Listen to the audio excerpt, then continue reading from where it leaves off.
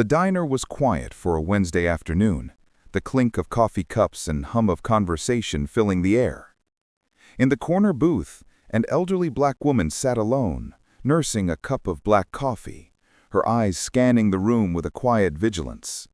She looked frail, almost fragile, and yet there was an unmistakable edge to her posture, a subtle tension in her hands resting on the table.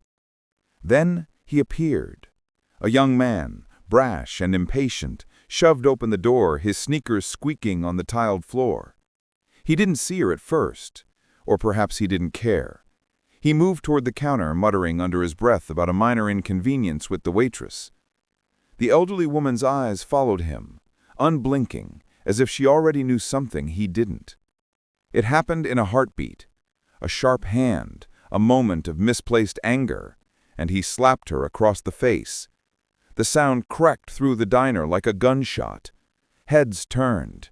Coffee cups froze mid-air. The woman's face reddened, but her expression didn't waver into fear. Instead, a slow, deliberate calm settled over her, as though a switch had been flipped. The young man staggered back, confused, expecting her to crumble, but she remained seated, her gaze piercing him like steel. And then she said nothing, just sat, breathing evenly, her hands clasped in front of her. In that suspended silence, the weight of something unspoken began to grow, an invisible pressure pressing down on him. Unseen by him, a man stepped out of the shadows near the diner's entrance, a tall figure, confident, imposing. His presence shifted the air. He was ordinary at first glance, but there was a sharpness in his eyes, a quiet authority. The young man's bravado faltered, the casual aggression draining from his posture.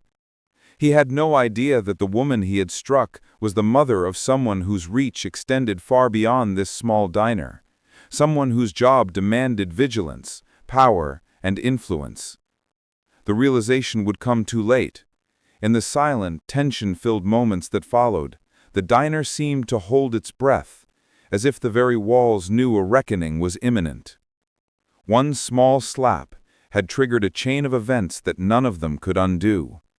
The consequences were coming, swift, precise, and inevitable.